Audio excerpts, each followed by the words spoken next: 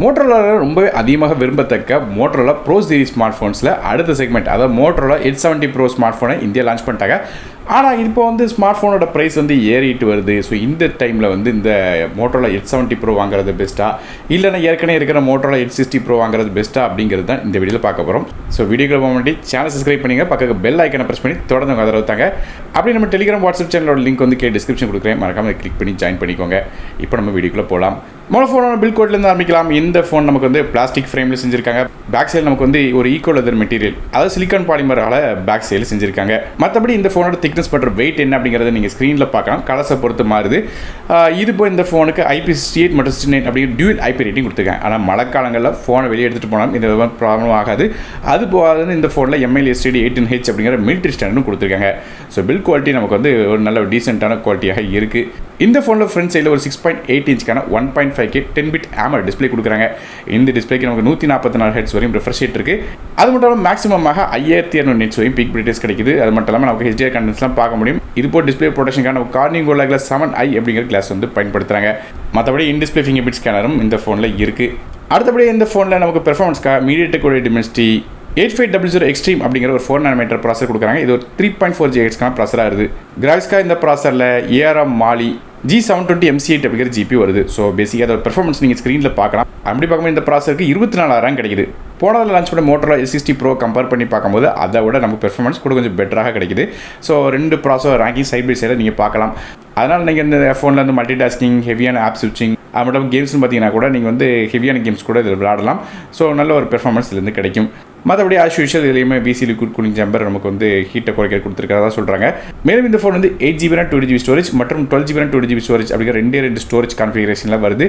அப்படி பார்க்கும்போது RAM version LPDDR 5X RAM தராங்க. ஸோ நல்லா ஃபாஸ்ட்டாக இருக்கும். ஆனால் ஸ்டோரேஜ் பார்த்தீங்கன்னா UFS 4.1 கொடுத்துருக்காங்க. ஸோ இதுவுமே ரீடிங் மற்றும் ரைட்டிங் ஸ்பீட் நல்லாவே ஃபாஸ்ட்டாக இருக்கும். போனதில் Edge 60 Proல UFS 4.0 தான் கொடுத்துருந்தாங்க.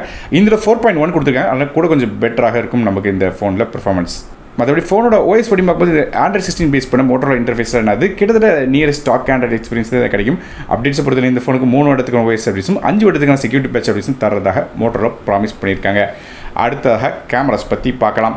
பேக் சைடில் இந்த ஃபோனில் ரெண்டு கேமரா தான் இருக்குது. போன தடவை Motorola Edge 60 Proல 3 கேமரா இருந்துச்சு. ஆனால் இந்த தடவை ஒரு கேமரா கட் பண்ணிட்டாங்க. அப்படி பார்க்கும்போது மொதல் கேமரா இந்த ஃபோனில் ஒரு 50 மெகாபிக்சலுக்கான மெயின் கேமரா தராங்க. இது சோனியோட லிட்டியா 710 அப்படிங்கிற சென்சார் f1.8 ஆப்பர்ச்சரில் வருது. ஆப்டிகல் ஸ்டெபிலிட்டி சப்போர்ட் இருக்குது. ஆனால் வீடியோஸ்லாம் எடுக்கும்போது ஷேக்கிங் ஆகாது. மற்றபடி ரெண்டாவதாக ஒரு 50 மெகாபிக்சலுக்கான அல்ட்ராவைட் கேமரா தராங்க. இது மூலமாக 122 டிகிரி வரையும் அல்ட்ராவைட் ஷாட்ஸ் எடுக்கலாம். அது மட்டும் இல்லாமல் நமக்கு இது மூலமாக மேக்ரோ ஷாட்ஸ் எடுக்கிற ஆப்ஷனும் இருக்குது.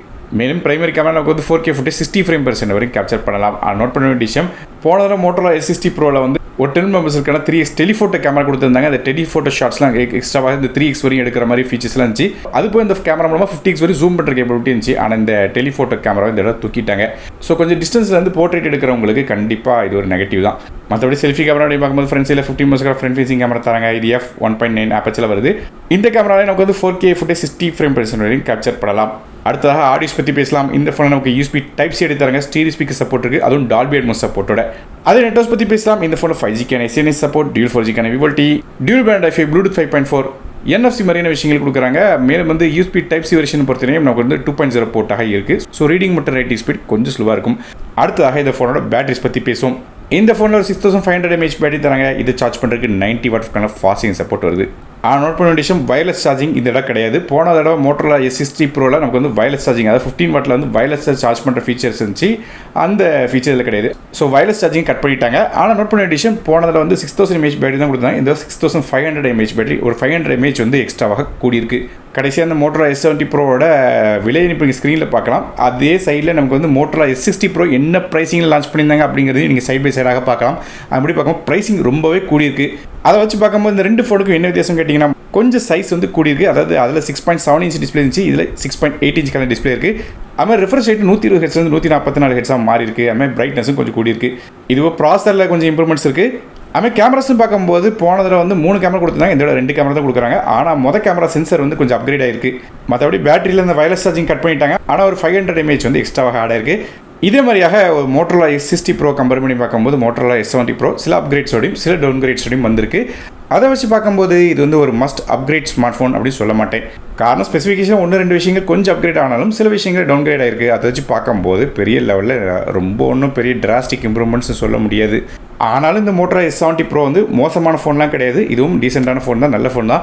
ஆனால் இந்த 2 ஃபோனில் வந்து பெரிய லெவலில் அப்கிரேட் ஆகலை. ஆனால் ப்ரைஸிங் மட்டும் ரொம்ப வித்தியாசம் இருக்குது. அதை வச்சு பார்க்கும்போது நமக்கு வந்து ஒரு மஸ்ட் அப்கிரேட் ஸ்மார்ட் ஃபோன் அப்படின்னு சொல்ல முடியாது அப்படிங்கிறத இப்போ கரண்ட் சிச்சுவேஷனாக இருக்குது. ஸோ நீங்கள் இந்த Moto S70 Pro ஸ்மார்ட் ஃபோனை பற்றி நினைக்கிறேன் அப்படிங்கிறத கீழே கமெண்ட் செக்ஷன் மென்ஷன் பண்ணுங்கள். வீடியோ பிடிச்சினா ஒரு லைக் கொடுத்துருங்க, உங்கள் ஃப்ரெண்ட்ஸ் ப்ரிஃபரன்ஸ்க்கு ஷேர் பண்ணிவிடுங்க. நானும் டெக் தமிழுக்காக மற்றொரு டிசைனுக்கு வரை நன்றி, வணக்கம்.